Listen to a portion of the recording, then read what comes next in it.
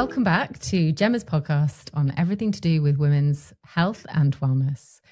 And today I'm going to be going back into those questions that I was covering off before about breathwork, because those are the questions that people ask me more and more. I think breathwork is becoming more mainstream now, and there's this curiosity. There is this thirst for knowledge around breathwork. So I'm going to talk a little bit about conscious connected breathwork. So if you listen to the last episode, I was talking about how there are two different types of breathwork. We have our kind of more conscious breathing, more steady state, more nervous system led. And then we can have these bigger types of breathwork like conscious connected breathwork, which can be more emotionally expressive. And recently I was at another breathwork training in Galway, which is where I've been doing my training lately. And I was just noticing at the end of one of the big breathes that we did, people discussing and talking about things that come up for them and the way that their body reacts and the emotional releases. And people were talking about it in terms of like, oh, nothing really came up for me. Or some people screamed. And I think I wanted to really cover off a question of like, do those big emotional releases mean success in breathwork? Is it an unsuccessful breathwork journey or breathwork experience if you don't release anything? And I think the answer to that is absolutely not, or certainly not necessarily. Some people don't always realize, and this is something that as a breathwork facilitator, I've only really just become aware of, is that some of the big expressions can actually be performative for whatever reason. And that's okay. It's okay that it's performative. I'm not making it bad, but some of the big expressions can be performative.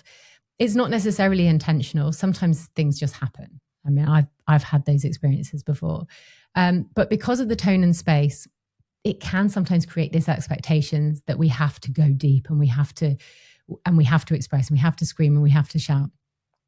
And what I have seen in some spaces, and I'm getting much better now at choosing teachers better and choosing spaces better, is when a facilitator is actively encouraging people towards those big moments, there can be an edge of ego there and an edge of wanting people to get somewhere. And for me, that's fixing. And that is not something, and that's not for me. And I noticed that coming up a lot. But like I said, less and less and less in the spaces. For example, my current training, there's none of that as well. And for me, that is not what breathwork is about. A facilitator doesn't need to get you somewhere. You don't need to get anywhere. It's really about experiencing what is there. And it certainly is not a measure of success, certainly not by how dramatic something can be. For me, breathwork, and a lot of people will ask me this question, like, what is breathwork for me? And I mean, I could talk for hours on this subject, in all honesty, but I won't, because we're on a podcast and I want people to listen to this. So for me, breathwork is not about forcing these experiences or pushing people to open things that they're not ready to feel. I've been the person who's walked in. The very first time I went into a conscious connected breathwork session, I walked in, I was that good girl. I did what I was told. I did the fast breathing. And then I walked out like just this like raw, vulnerable crab without a shell on. And I had no idea what had just happened to me. For me, or certainly the way that I want to teach and I want to facilitate, it's about slowly and gently getting to know and getting to trust yourself again. And this is where I think it's really particularly powerful for women who are going through midlife struggles, hormonal struggles, life struggles, because at this midlife point in life, it's not just about hormones. We're looking after young children at the same time as looking after elderly adults. We're balancing jobs where we're suddenly very, very, more senior or more useful. We've got more responsibilities and pressure. But I think it's really important to slowly meet ourselves where we are and build up that trust. And that's where breathwork can be really, really supportive. I think there comes a real point where it can be, and I know this is, I'm speaking for myself really, but there comes a point where you can stop trusting your own mind and your own body. And that's really showing up for me in perimenopause. And I haven't done a test to know if I'm perimenopause. I'm just assuming that my erratic emotions and moods and sleep and all of that, temperatures are all something to do with the hormonal changes. I've really found myself lately questioning my focus, my energy, my emotions. I'm not going to lie, I've been Googling whether I have ADHD. I've even asked ChatGPT I do not recommend this, by the way. I'm just going to say that first. ChatGPT to write me a questionnaire to find out if I have got ADHD. Again, and I'm not trying to minimize anyone who really struggles with ADHD, but just trying to kind of explain why I feel so scattered and why I'm so emotionally sensitive and emotionally drained, and why I feel so unlike the version of myself that I feel like I should be. And this is really tough, especially as a woman, as a women's wellness coach, to kind of admit that I feel a bit uncomfortable with myself at times, because I have that internal voice that was always telling me like I should be coping better, I should know better, like I should be eating better because I know that that's going to help my moods be more regulated. I should be going to bed early. And I know all of this and I know how to fix it. But breath work for me is the opposite of fixing. It's the only time where I can stop.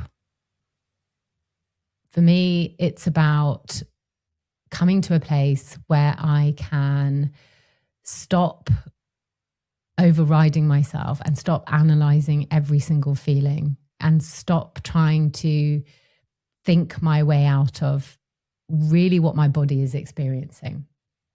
And that's what it is for me. It's helping me to build trust, not by doing more, actually by, and it's not about breathing harder, with the bigger breath works. And it's not about having those big emotional releases. Like I said, it's the art of listening inwardly.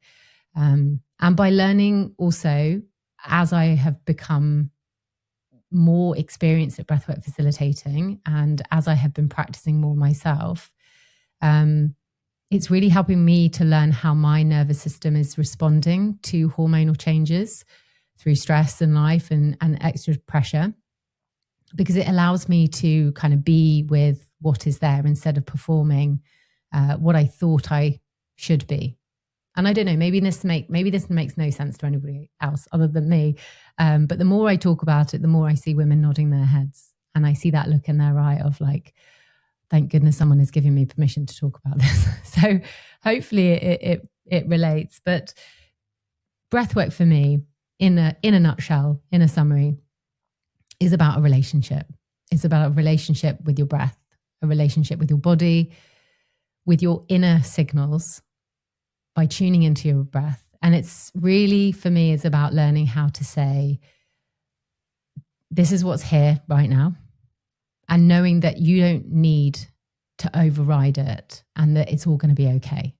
And that is really why it's become such a pinnacle part of kind of the 3 pillars of my business, which is movement, nutrition, and breath work. It's why it has its own pillar, because it's the work that I really, really care about. So I'm going to leave it there for today, but thank you so much for listening. This has been Gemma's Wellness Podcast, everything to do with women's health and wellness. And I really hope you join me again, where we're going to be talking about a bit more about breathwork, answering some more of your questions. And if you want to follow me on Instagram, I am Gemma Kelly Wellness. And if you want to come to my next breathwork event, it will be on the 4th of February in Cheltenham. And I would love to see you.